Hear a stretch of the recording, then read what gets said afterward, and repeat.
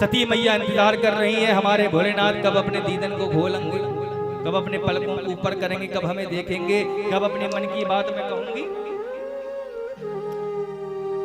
इतना हुआ, जैसी भगवान शंकर ने अपनी आंखों को खोला तो सती मैया ने मक्खन लगाया। क्या कहा? प्रजापतिस्ते स्वसुर सांप्रतम निर्यापितो यज्ञ महोत्सवाकिल वयं च तत्राभिसराम वामते यदर्थिताया विबुधा व्रजन्ति।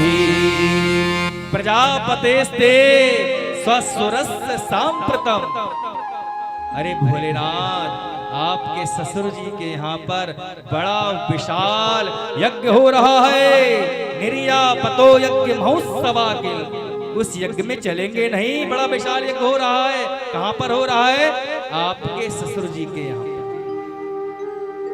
शब्द शैली देखिए, ये भी कह सकती थी सती मैया कि मेरे पिता के यहाँ पर बड़ा सुंदर भारी यज्ञ चल हो रहा है, आप चलते क्यों नहीं है? लेकिन क्या कहा?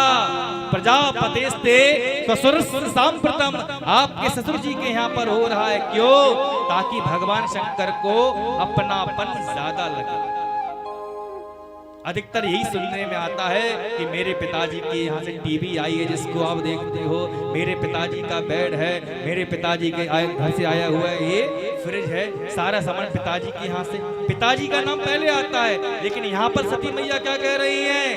स्वसुरस्य सांप्रतम। आपके ससुर जी के यहाँ पर इसका सीधा सा संबंध है कि आपका अपनापन ज्यादा लगे।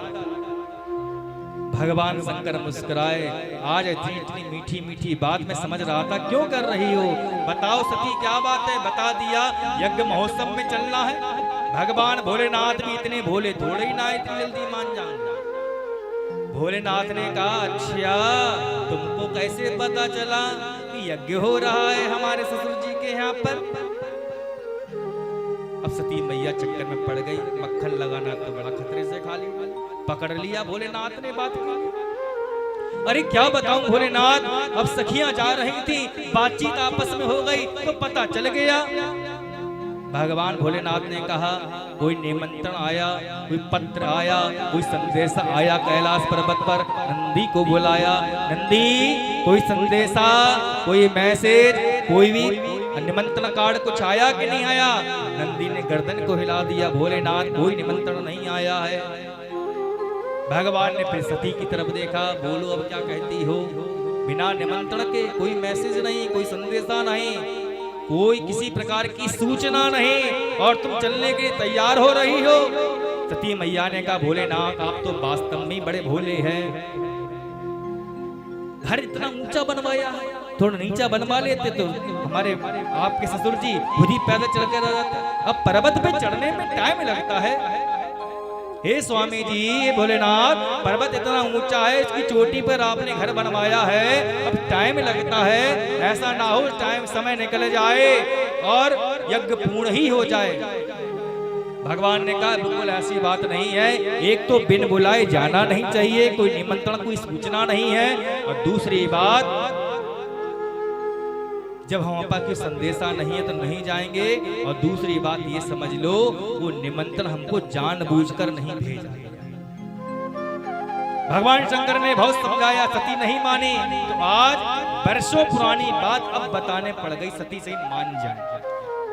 देखो ऐसी ऐसी बात है। एक बार सम्मान समारोह में हम गए और बहुत जब समय हो गया तो हम भगवान के भजन में लग गए, लेकिन आपके पिताजी को ऐसा लगा कि हम बैठे रहे, हमने उनका अपमान किया है, तो उन्होंने भरी सभा में ये कह दिया कि आज के बाद कोई भी स्थान हमको नहीं दिया जाएगा। तो यज्ञ में इसीलिए जब हमारा स्थान ही नहीं है तो निमंत्रण और सूचना संदेश की तो बात ही छोड़ दो।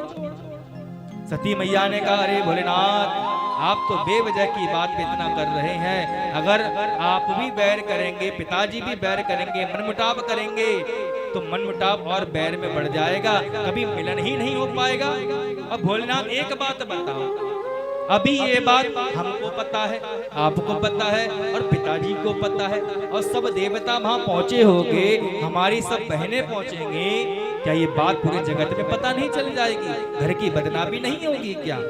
वो घर भी तो आपका ही है। भगवान शंकर ने एक बात को भी नहीं माना और आंखें बंद कर कर बैठ गए। सत्यनारायण की चलोगे प्रभु, कि अभी नहीं जाओगे तो कब जाओगे? यज्ञ हो जाओगा क्या भंडारा खाने जाओगे? कुछ लोग होते हैं संसार में, कथा में कभी नहीं जाएंगे, कीर्तन में कभी नहीं आएंगे। आएंगे कब? जब घंटी बंद हो जाएगी, आरती चलो चलो चलो, अब तो प्रसाद का टाइम हो गया है। गुरुजी भंडारा का कौन सी तारीख है? टाइम भी बता दो, 12 बजे से 10 मिनट पहले आएंगे। थरिया पत्तल लेके 2-4 थैली भी लेकर आएंगे, लिखाएंगे भी, लेकर भी जाएंगे। कथा में टाइम नहीं है उनके पास, लेकिन थैलियां भरने के लिए भंडार के भरपूर टाइम मिलेगा।